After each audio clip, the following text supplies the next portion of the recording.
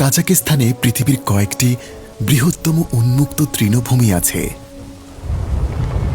যতদূর চোখ যায় অন্তহীন সমভূমি বিস্তৃত।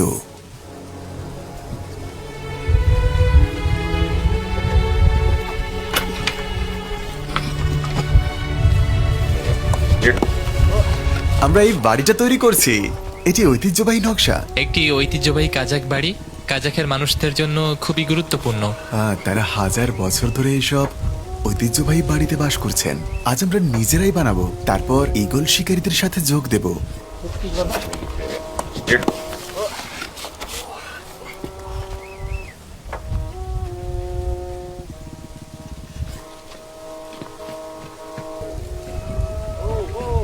এই ছোট ছিদ্রগুলো তাঁবুর কাঠামো সুরক্ষিত রাখে।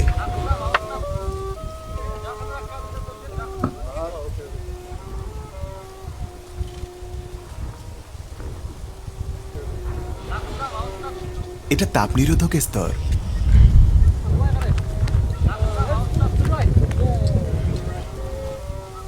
এটা হলো ভেড়ার লোম, 100% প্রাকৃতিক।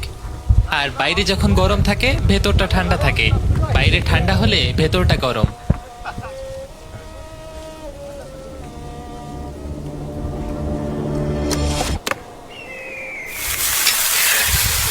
একটি ঐতিহ্যবাহী খাবারের জন্য কাজাকিস্তানের পাহাড়ে একটি গর্ত খুঁড়ছি।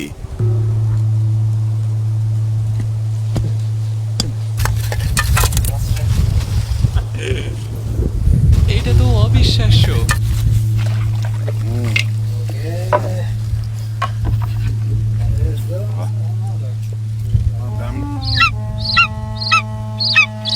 দেখুন, উনি শুধু ঈগলের জন্য একটা আলাদা তাঁবু বানিয়েছেন। যাযাবর শিবির। যাযাবর শিবির।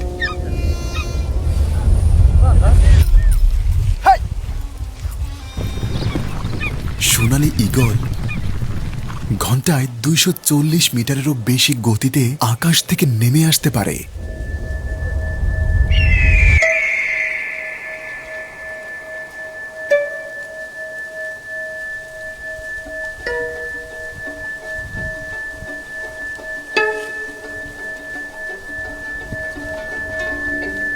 ঈগল শিকার এশিয়া জুড়ে এক জীবন্ত সাংস্কৃতিক ঐতিহ্য।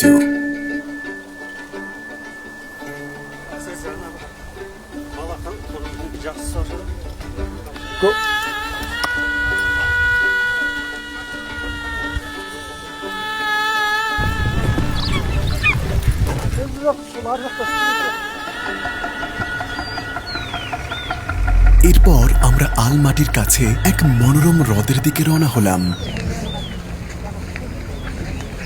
কানাডায়ও এমনটা দেখা যায়। এটা কাজাকিস্তান। রংগুলো চমৎকার না?